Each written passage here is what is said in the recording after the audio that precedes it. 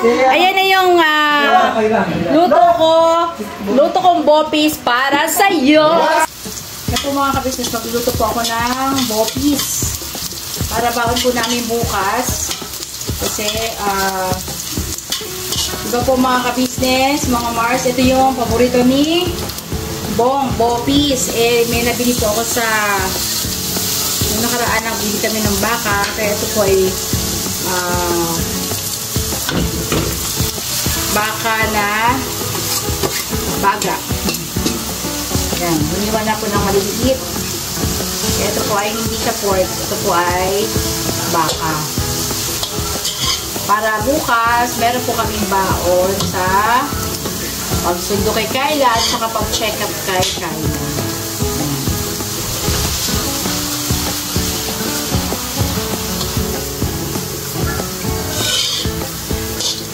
Bali, pinag-isa po ako ng bawang sibuyas.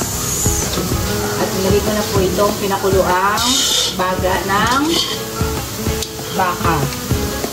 Medyo frozen na po siya kasi lagyan na po natin po sa freezer. So, mamaya po ay lalagyan natin siya ng suka. Tapos, lalagyan din natin siya ng patis. Maglalagay din po ako dito ng labanos. Siyempre, lalagyan natin siya ng paminta at saka laurel.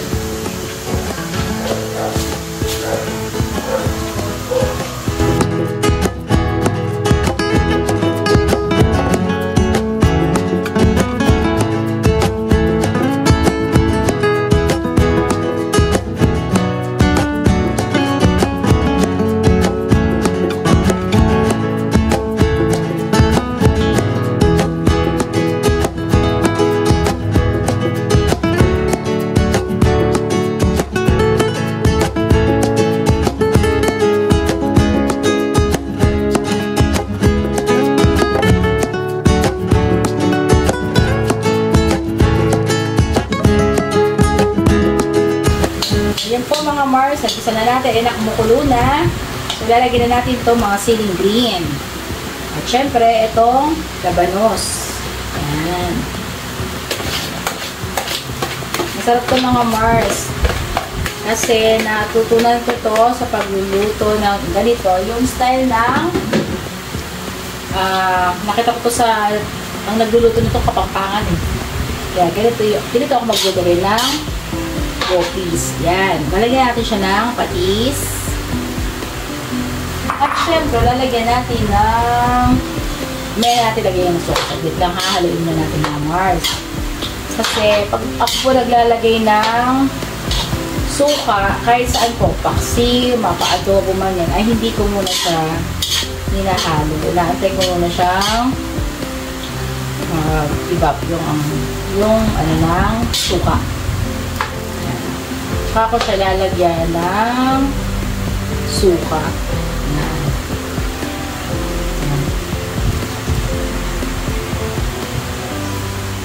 Hindi na muna siyang haluin mga Mars. Sana magustuhan ni Bong.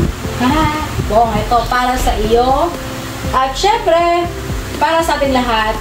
At kay Kayla, bukas, baon ng mga ka-business family.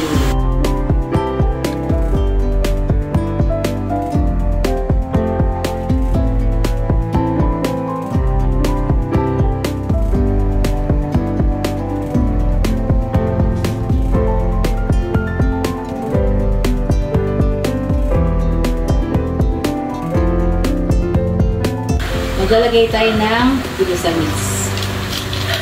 Pwede na natin siyang haluin kasi at ang nagkakamera po sa akin syempre sa atin lang. Hello po. Wala niya magsalita mga kaiya. Dalawa lang po kami dito mga Mars kasi di ba po ay nawin. Lahat ng kay po ngayon ay nasa kanilang house. Si Sunday po today. Galing po kami ngayon ni Papa sa church. Kasama namin si Marie at saka sila Boss Dave at si Papa Dave. At kapag kulang pa po siya sa alat, patis lang po mga Mars ang inyo pong pantimpla at saka yung suka. Kayo po, pwede rin po siya lagyan ng ginisa mix, magic sarap, or betchin. Depende po sa inyo pong mga ginagamit na condiments. Mamaya po ito, lalagyan ko rin po siya ng siling labuyo. Kasi gusto po nila ay yung medyo may kagat ng anghang.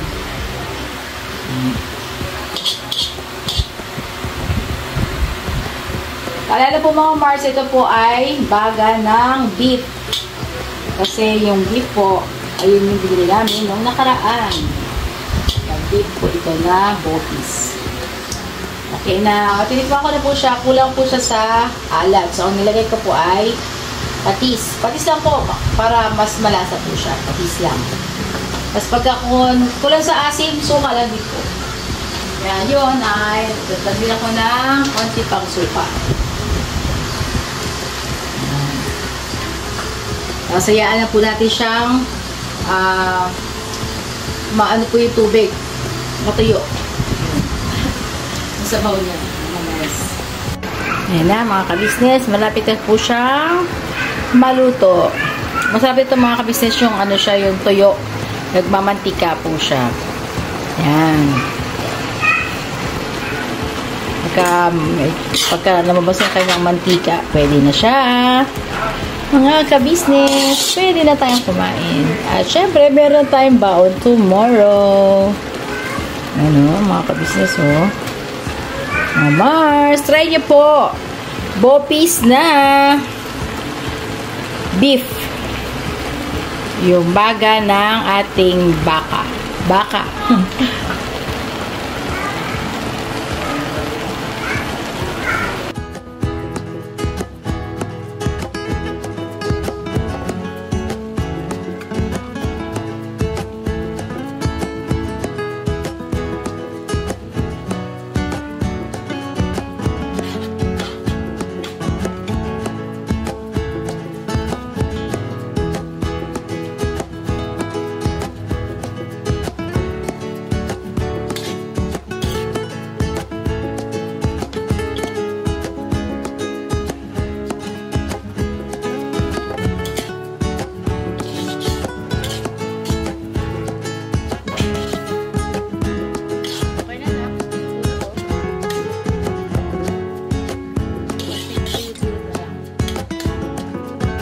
Ayan Kuya Bong.